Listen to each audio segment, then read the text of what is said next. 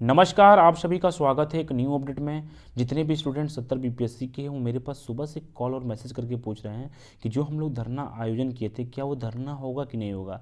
धरना जो है आप लोग का कराया जाएगा, कल होगा। कल आपका डेट क्या है? 18 दिसंबर 2024, दिन बुधवार है। टाइमिंग क्या है? 10 बजे है। स्थान कहाँ पे? गर्दनी बाग आप लोग को आना है, सभी लोग को आना है। इस टॉपिक पे हम लोग बात करेंगे। पहले ये जो भ्रम की स्थिति पैदा हुई क्यों हुई, इस पे बात करते हैं।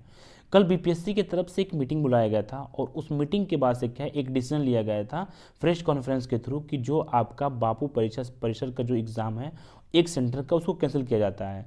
उसमें टोटल स्टूडेंट कितने हैं? टोटल 12,000 स्टूडेंट हैं। ठीक है, 12,000 स्टूडेंट हैं जो कि एग्ज़ाम देंगे वहाँ पे। तो जो भी बापू परीक्षा परिसर में हुआ था, में हम लोग के पास बहुत सारे स्टूडेंट मैसेज किए, कॉल किए कि सर हम लोग के भी सेंटर पे ऐसी कंडीशन हुई थी। पहली बात कि आयोग को एक टीम गठन करना चाहिए था, चाहे सरकार को एक टीम गठन करना चाहिए था कि जो कुछ भी बिहार में बापू परीक्षा परिषद के अंदर हुआ था वो किसकी गलती की वजह से हुआ था, किसके परमिशन की वजह से हुआ था। ऐसे नहीं हो सकता है, कुछ भी अगर हो रहा है परीक्षा के अंदर, कुछ भी हो रहा है, अगर ओएमआर और बुकलेट बाहर आ जा रहा है तो किसकी वजह से बाहर आ गया। तो ये एक जांच का विषय था। दूसरा, जिस चीज़ के लिए आप लोग लड़ाई लड़ रहे थे कि नॉर्मलाइजेशन को लेके, आप खुद बताइए कि जो 12,000 बच्चे एग्ज़ाम देंगे दोबारा 10 दिन 15 दिन जब भी एग्ज़ाम देंगे, उनके परीक्षा के लेवल को, और जो बच्चे 3 लाख समथिंग हज़ार बच्चे एग्ज़ाम दे चुके हैं उनके परीक्षा के लेवल को आप कैसे इक्वल करेंगे। पहली बात, या तो पेपर टफ देंगे तो इनको दिक्कत है, आसान देंगे तो जो आसान तो पेपर आया हुआ था आसान दे नहीं सकते हैं आप, अब उससे आसान क्या देंगे। आपका जो पेपर का जो पैटर्न था, जो पेपर का क्वेश्चन था, वो डिसाइड करता है कि आप लोग पूरे मूड में थे नॉर्मलाइजेशन कराने के लिए, बट वो धरना वरना होने की वजह से क्या है कि आप उसको नॉर्मलाइजेशन नहीं करा पाए। क्योंकि जिस तरीके से वन लाइनर क्वेश्चन आपने बीपीएससी में दिया था प्री में, जो कि आपने कहा था कि एनसीईआरटी बेस हम एग्जाम, एनसीईआरटी बेस आपका पेपर कराएंगे प्री का, लेकिन जो आपका वन लाइनर क्वेश्चन था तो वो इस डिसाइड करता है कि ये नॉर्मलाइजेशन की तरफ जा रहे थे, लेकिन नॉर्मलाइजेशन हुआ नहीं। ये 12,000 बच्चों का जब दोबारा एग्जाम लेंगे तो किस बेसिस पे लेंगे? यहाँ पे क्या होगा कि समानता तो खत्म हो जाएगी ना। तो सभी से रिक्वेस्ट है कि देखिए, अगर आप लोग का अच्छा नंबर आ रहा है तो आप लोग खुश ना होइए। जिसका पेपर हो गया है उसके लिए भी खतरा है, जिसका होने वाला उसके लिए खतरा है। तो सभी का एक ही मांग होना चाहिए कि ये एग्ज़ाम कैंसिल होना चाहिए पूर्ण रूप से। क्यों कैंसिल होना चाहिए? आपने एक सेंटर को तो वेरीफाई कैसे किया, कैसे नहीं किया, ये हम लोग को नहीं पता है। इस पर पूरी जांच होनी चाहिए थी। जितने भी लोग इसमें सम्मिलित थे उनको निलंबित करना चाहिए था, उनके ऊपर कड़ी से कड़ी कार्रवाई करनी चाहिए थी, ताकि वो दोबारा कोई वैसा ना कर सके। अगला बात कि जो आपका व्हाट्सएप पे पेपर वायरल हुआ और ऐसी और सेंटर पे जो खबर आई थी उसका जांच कौन करेगा?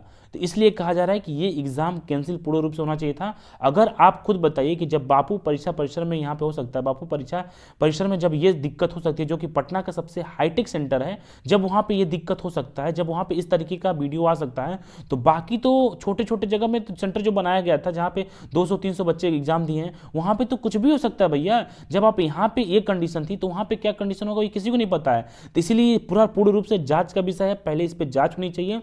जो लोग इसमें दोषी पाए जाते हैं उनको तुरंत बाहर करना चाहिए, निलंबित करना चाहिए, और उसके बाद से दोबारा एग्जाम अच्छे तरीके से कंडक्ट कराना चाहिए और किसी के साथ कोई भेदभाव ना हो।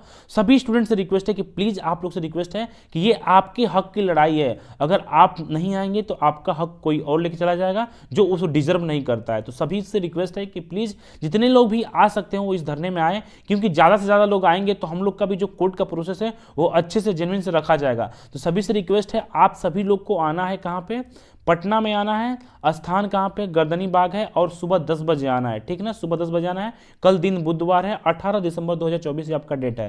तो ये चीज़ें आप हर एक स्टूडेंट को आना है, क्योंकि ये अब लड़ाई आपकी इंडिविजुअल है। अगर आप लड़ाई नहीं लड़ेंगे तो फिर आपका जो हक है वो कोई और लेके जाता हुआ दिख भी रहा है। ऐसी बातें नहीं है, कोई खुश ना हो कि मेरा पेपर अच्छा हुआ है, वो बस सिर्फ आपको लग रहा है कि आपका पेपर अच्छा हुआ है, लेकिन जब रिजल्ट आएगा तो कंडीशनें कुछ ज़्यादा बदल जाएंगी। अभी आपके फेवर में, अभी आप कुछ कर सकते हैं, बहुत कुछ कर सकते हैं, क्योंकि ये जिस तरीके से धांधली हुई है इसमें सिर्फ एक ही सलूशन होता है कि सीबीआई जांच हो, किसके कहने पे, कैसे, किस अधिकारी कहने पे सब हुआ है, और उसके बाद से सीबीआई जांच के बाद से फिर दोबारा एग्जाम रिकंडक्ट किया जाए, सभी के एग्जाम रिकंडक्ट किया जाए और एक नए डेट पे एग्जाम कराया जाए। तो ये हम लोग की पहली मांग रहेगी कि पहले तो सीबीआई जांच होनी चाहिए कि कैसे ये जो कुछ भी हुआ, किसके कहने पे हुआ, कैसे हुआ। दूसरा डिमांड हम लोग का ये होना चाहिए कि सभी स्टूडेंट का री एग्जाम होना चाहिए, किसी के साथ कोई भेदभाव नहीं होना चाहिए। तो इस सभी से रिक्वेस्ट है कि प्लीज़ आप लोग आइए और इस धरने को सफल बनाइए। बाकी जैसा भी अपडेट होगा हम लोग इन्फॉर्म कर देंगे। मिलते हैं आप लोग को नेक्स्ट अपडेट में।